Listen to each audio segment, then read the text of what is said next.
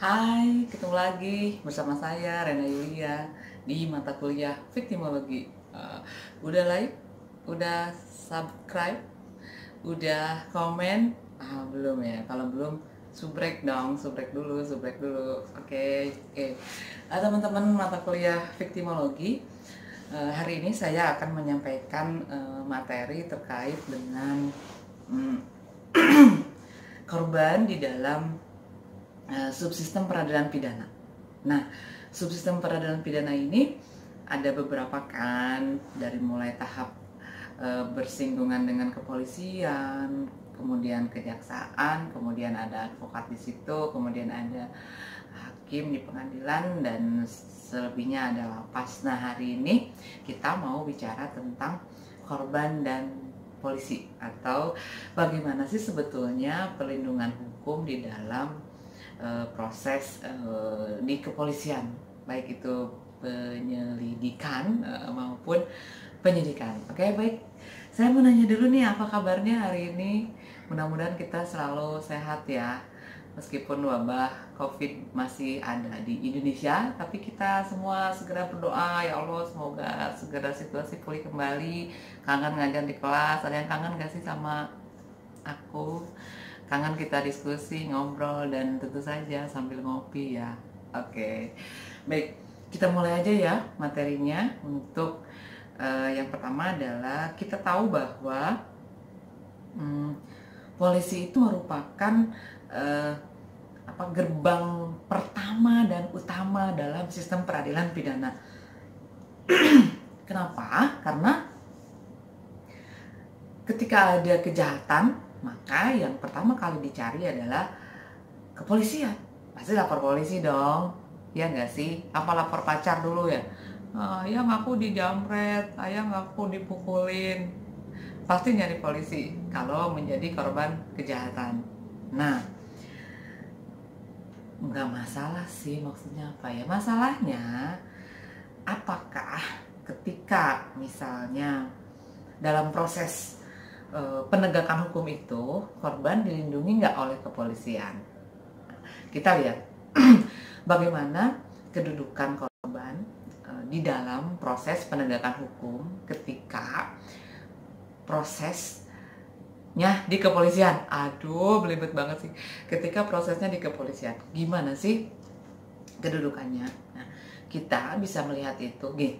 Kita tahu tugasnya kepolisian dalam proses penegakan hukum itu kan yang pertama adalah penyelidikan dulu ya. Penyelidikan dulu. Apa yo penyelidikan? Udahlah, tahu lah ya, nggak tahu lah. Penyelidikan dulu. Apakah ini tindak pidana atau bukan? Kan begitu. Penyelidikan dulu. Nah, tahap pertama itu penyelidikan. Nanti polisi akan melakukan serangkaian tindakan untuk mengetahui ataupun menentukan apakah ini tindak pidana atau bukan. Baru kemudian dilakukan penyidikan. Nah, penyidikan ini kalau udah ini terang sebuah tindak pidana, maka kemudian dicarilah siapa sih tersangkanya gitu ya, baru dilakukan penyidikan. Nah, dalam proses itu si korban yang dia sebagai korban yang kemudian datang ke kantor polisi untuk melapor, apakah mendapatkan perlindungan hukum gitu loh. Dalam proses penyelidikan dan penyidikan itu dia dapat perlindungan hukum gak sih gitu di kepolisian? Selama ini korban yang lapor ke kantor polisi itu kan statusnya itu sebagai saksi korban. Ada kata saksinya, artinya saksi itu untuk memberikan pengertian bahwa dia yang mengalami sendiri, dia yang mengetahui sendiri, melihat sendiri peristiwa tindak pidana itu. Karena memang di dalam konteks kejahatan itu dia adalah korbannya. Nah, apakah kemudian karena dia adalah saksi pelapor sehingga diperlakukan sebagai saksi? Nah, ini yang kemudian menjadi kajian gitu. Ada nggak sih kedudukan korban di tingkat kepolisian itu? Apakah polisi menganggap bahwa tugas saya adalah melindungi korban, atau dia menganggap tugas saya adalah mencari dan menemukan tersangka, kemudian melimpahkan ke kejaksaan, selesai. Terus korban siapa yang melindungi? Loh, emang saya? Nah, apakah seperti itu? Gitu. Coba deh sama teman-teman nanti dikaji sendiri. Di dalam proses penyelidikan dan penyidikan, tentu saja korban juga memiliki hak. Gitu. Apa saja haknya? Antara lain, dia memiliki hak untuk mendapatkan informasi. Nah, maka polisi juga memiliki kewajiban untuk menyampaikan surat pemberitahuan hasil penyidikan. Gitu. Kalau udah ada SPDP, surat perintah dimulainya penyidikan, maka hasil penyidikan itu harus disampaikan juga kepada si pelapor, dalam hal ini korban ya. Udah sampai mana gitu, udah ketemu belum tersangkanya, udah ketemu belum pelakunya gitu-gitu, udah sampai mana dan sebagainya. Nah, dan ini sudah dilakukan oleh kepolisian gitu. Kemudian yang kedua, misalnya kalau kita lihat dalam Undang-Undang Perlindungan Saksi dan Korban terkait dengan hak-hak korban itu, hak untuk tidak mendapatkan pertanyaan menjerat misalnya. Nah, ini kadang-kadang menjadi simalakama. Wah, simalakama. Simalakama dalam artian ketika polisi bertanya dalam sebuah bentuk investigasi terhadap suatu peristiwa, tapi kemudian itu sisi lain untuk gini, ketika polisi bertanya untuk kepentingan investigasi, maka tentu saja itu untuk mengungkap peristiwa yang sebenarnya terjadi. Nah, tetapi di sisi lain ada kalanya si korban ataupun saksi merasa ini adalah pertanyaan menjerat, seolah-olah saya akan dijerat untuk yes, saya yang melakukan misalnya. Nah, ini ada beberapa hal yang bersinggungan di sini, tapi tentu itu tidak berpengaruh terhadap bahwa walau bagaimanapun si korban ini berhak untuk tidak ditanya, tidak mendapatkan pertanyaan secara menjerat. Atau korban berhak untuk mendapatkan penerjemah. Nah, misalnya kan dia nggak bisa bahasa Indonesia atau nggak bisa bahasa bahasa Indonesia lah ya, bisanya bahasa Sunda misalnya, bahasa Jawa dan lain, atau bahasa Inggris gitu. Nah, itu dia berhak mendapatkan penerjemah gitu. Jadi jangan nerjemahin sendiri pakai Google Translate gitu, enggak ya, tapi berhak mendapatkan penerjemah. Itu salah satu beberapa hak yang ada di dalam Undang-Undang Perlindungan Saksi dan Korban. Walaupun memang di dalam undang-undang itu kita udah bahas ya, hak korban itu memang tidak di klaster. Hak ini siapa yang akan menunaikan dalam subsistemnya, hak ini siapa. Tetapi secara keseluruhan bahwa si korban itu memiliki hak ini. Nah, silakan teman-teman kaji. Hak ini sebetulnya oleh siapa sih gitu, ditunaikannya itu gitu. Hak ini oleh siapa sih? Di tahap mana sih korban memiliki hak ini? Apalagi dalam undang-undang itu juga masih disatukan hak saksi garis miring korban gitu. Jadi tidak dibedakan hak saksi ini, hak korban ini misalnya. Nah, itu nggak dibedakan. Nah, sehingga kita harus menafsirkan sendiri sebetulnya hak-hak korban yang ada di Undang-Undang Perlindungan Saksi dan Korban itu siapa yang harus memberikan haknya, melalui aparat penegak hukum yang mana. Kalau memang toh itu harus negara, maka melalui aparat yang mana, melalui subsistem peradilan yang mana, begitu. Oke. Nah, kemudian kepolisian juga sebetulnya dia sudah memiliki berbagai macam peraturan yang bersifat perhatian terhadap korban. Gitu. Misalnya dia sudah memiliki peraturan tentang ruang pelayanan khusus. Jadi kalau misalnya ada korbannya itu anak dan perempuan, maka dia punya ruang pelayanan khusus. Itu ada di peraturan Kapolri. Cari nomornya ya. Peraturan Kapolri tentang pembentukan ruang pelayanan khusus dan tata cara pemeriksaan saksi dan atau korban tindak pidana. Nah, ini penting. Nah, ini jarang diketahui oleh korban sendiri gitu. Sehingga sebetulnya mereka memiliki tata cara bagaimana sih memeriksa saksi atau korban tindak pidana itu gitu. Apakah harus seperti apa dan bagaimana? Ini kan berarti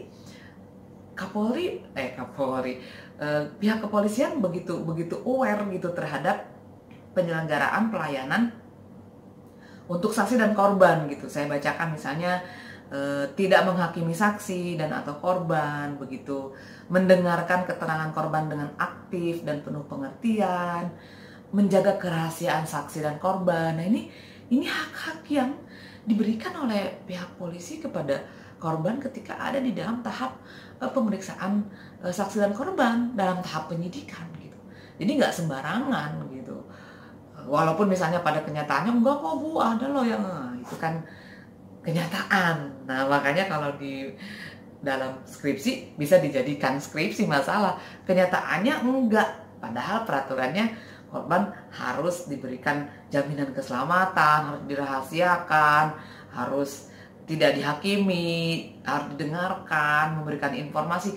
Kenyataannya enggak, nah itu baru jadi masalah gitu. Tapi di dalam peraturan kepolisian ada tata cara bagaimana bagaimana memeriksa saksi dan korban gitu ya.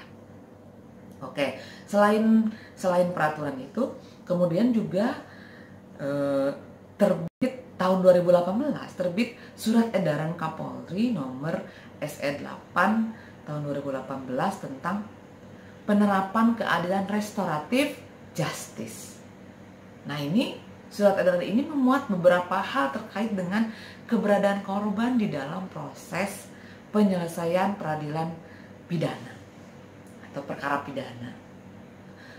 Artinya polisi tidak lagi mengatakan bahwa korban itu bukan urusan kami, enggak. Di dalam surat edaran itu diatur bagaimana penyelesaian perkara pidana ini dilakukan sebagai upaya mengembalikan keseimbangan gitu kan, korban ke keadaan semula sebelum kejahatan itu terjadi. Misalnya apakah korban menginginkan ganti rugi dari kejahatan itu, atau si korban ingin berdamai saja, yang penting apa yang dicuri, apa yang menjadi kerugian, baik itu material gitu, itu dikembalikan oleh pelaku. Nah, ini ada diatur di dalam surat edaran ini, yang kemudian sekarang diatur di dalam Perkapolri yang baru gitu ya. Nah, surat edaran memang kemudian dipertanyakan kekuatan hukumnya, bisa nggak surat edaran melanggar KUHP, melanggar Perkap dan sebagainya. Nah, sekarang udah itu dalam Perkap terkait keadilan restoratif justice. Cari Perkapnya nomor berapa. Jadi ada berapa yang harus dicari? Ada 2 ya. Perkap tentang bagaimana tata cara pelayanan terhadap pemeriksaan saksi dan korban. Kemudian yang kedua Perkap yang terbaru Kapolri yang ada peraturan keadilan restoratif atau restoratif justice. Nah, di dalam Perkap itu diatur bagaimana seharusnya restoratif justice ini dilakukan sebagai salah satu cara untuk menyelesaikan perkara. Itu. Bahkan restoratif justice ini bisa dijadikan sebagai salah satu alasan untuk menghentikan perkara. Wow, ini bisa jadi skripsi ini. Karena apa? Karena di dalam KUHP, alasan penghentian perkara itu tidak termasuk restoratif justice. Dilihat deh KUHP-nya, apakah alasan penghentian perkara masuk restoratif justice? Enggak dong, karena kan baru kan restoratif justice. Nah, dalam surat edaran yang kemudian dimuat dalam Perkapolri ini diatur mengenai bahwa restoratif justice itu bisa dijadikan salah satu alasan SP3. Wow, surat perintah penghentian perkara. Kalau gitu bisa damai dong. Dalam artian bisa dilihat dulu perkaranya apa gitu. Tapi damai di sini bukan damai tanda kutip yang selama ini ada ya, salaman damai dapat amplop, bukan ya. Tapi damai ini benar-benar pakai restoratif justice. Ada mekanismenya, ada aturannya. Walaupun mekanisme restoratif justice ini menjadi salah satu yang harus dikaji. Kenapa? Karena ada batas waktu. Ada batas waktu 14 hari untuk melakukan restoratif justice, baru bisa dihentikan dengan alasan restoratif justice. Nah, ini menjadi keluhan dari kepolisian. Apakah 14 hari ini selesai dalam melakukan perdamaian dengan restoratif justice atau kurang waktunya? Banyak polisi ketika saya melakukan penelitian tentang ini di berbagai Polres, misalnya di Polres Bogor gitu, itu menyatakan bahwa waktu 14 hari itu kurang untuk melakukan perdamaian.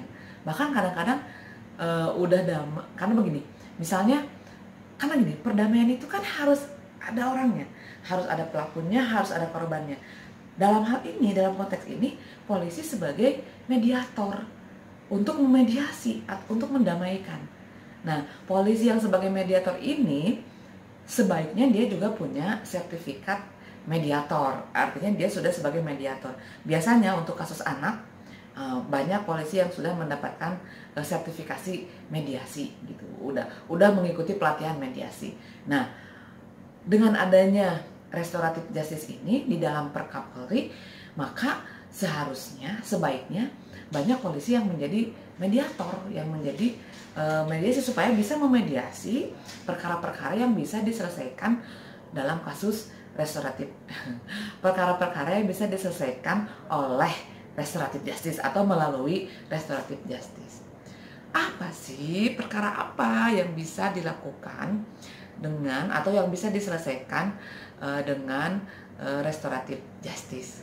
Nah, ini menjadi PR bagi teman-teman. Coba dibaca Perkapolrinya, perkara apa yang bisa diselesaikan melalui restoratif justice. Apakah semua perkara? Jangan-jangan korupsi bisa dong, dibalikin lagi aja duit yang udah dikorupsi, maka selesai perkara. Jangan-jangan gitu ya. Pembunuhan bisa nggak sih pakai restoratif justice yang 14 hari tadi? Pencurian bisa nggak sih? Pemerkosaan bisa enggak? Nah, coba dicari di Perkapolri, dibaca perkapnya, apa aja perkara yang bisa diselesaikan di kepolisian, yang bisa diselesaikan melalui restoratif justice. Tulis di kolom komentar ya. Tulis ya, ini biar belajar, karena kalau misalnya dikasih tahu semua di sini cuman 10-15 menit, berarti hak teman-teman untuk belajar udah saya kurangin. Nah, ini untuk memenuhi hak teman-teman belajar, maka dicari apa saja perkara yang bisa diselesaikan melalui restoratif justice di tingkat kepolisian. Gampang ya, tinggal di searching aja, nanya Mbak Google, tulis di kolom komentar. Oke, nah intinya kuliah hari ini adalah bahwa kedudukan korban di dalam tahap penyidikan di kepolisian itu memang sudah memiliki berbagai hak, dan hak-hak itu sudah diatur di dalam berbagai peraturan di kepolisian, begitu ya. Jadi teman-teman yang jadi korban, jangan sampai kita jadi korban. Teman-teman yang menjadi advokat, nah nanti itu harus sudah paham. Teman-teman yang jadi polisi juga harus sudah paham bahwa korban ini merupakan salah satu pihak yang harus dilindungi, bahkan di tingkat kepolisian, di tingkat pertama dan gerbang utama suatu proses penegakan hukum. Apa dasar hukumnya? Berbagai peraturan yang tadi ada perkap tentang ruang pelayanan khusus, tentang tata cara melayani saksi dan korban, dan tentang restoratif justice. Nah, itu antara lain salah satu peraturan yang mengatur tentang bagaimana keberadaan ataupun korban di dalam tingkat kepolisian, atau bagaimana hubungan antara korban dengan polisi. Jadi kalau ditanya apa hubungannya korban dengan polisi, oh baik-baik saja, aku baik-baik saja, nah, itu jangan, tapi dijelaskan yang tadi gitu. Oke, gimana kuliah hari ini? Nah, cukup lah ya, jangan lupa tadi ditulis di kolom komentar apa saja tindak pidana yang bisa diselesaikan melalui restoratif justice di tingkat kepolisian. Oke, sampai di sini dulu perkuliahan hari ini untuk viktimologi. Jangan lupa like, jangan lupa komen, jangan lupa subrek ya, nggak bayar kan. subrek, siapa tahu kalau subrek dapat pahala. Oh enggak ya, dapat A. Oh enggak ya. Oke deh kalau gitu, sampai ketemu minggu depan. Salam sehat semua, jaga kesehatan masing-masing dan jangan lupa berdoa semoga kita bisa kembali pulih dalam keadaan normal dan kita bisa kuliah di kelas lagi. Oke, dadah, terima kasih, bye.